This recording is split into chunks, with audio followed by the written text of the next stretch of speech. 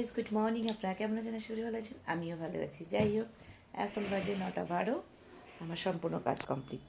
এই ঘর গুছানো, ওই ঘর গুছানো, হ্যাঁ, এগুলো হচ্ছে ছেলে বেরিয়ে গেল, এ ঘর গুছিয়ে নিয়েছি।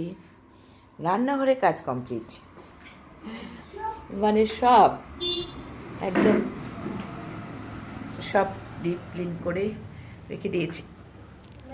ভাত করিনি, কিন্তু ছেলের জন্য শুধু করেছি। মা মেয়েরটা করিনি, মা মেয়েরটা পরে করবো। কেন বলুন তো, এত সকালবেলা ছেলে খেয়ে বেরিয়ে যায়, আর আমাদের খেতে খেতে 2টো 2:30 বেজে যায়। তখন মানে 1:30 2টো তো কম্পালসারি হবে। তো ঠান্ডা হয়ে যায় ভাতটা, আর ঠান্ডার দিন ঠান্ডা ভাত খেতে ভালো লাগে, গরমের দিন ঠান্ডা ভাতটা খেতে ভালো লাগে। আমরা মানুষেরা যখন যেটা আসে সেটা নিতে পারি না, তাই না? ঠান্ডার সময় তো ঠান্ডাই করবে, তাই না?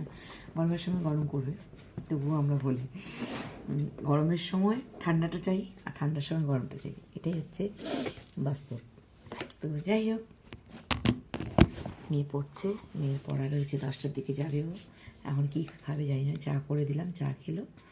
আর ছেলে তো বেরিয়ে গেছে। হাতগুলোর কী অবস্থা সবজি কেটে। পরে দেখা হচ্ছে, রাখছি, টাটা।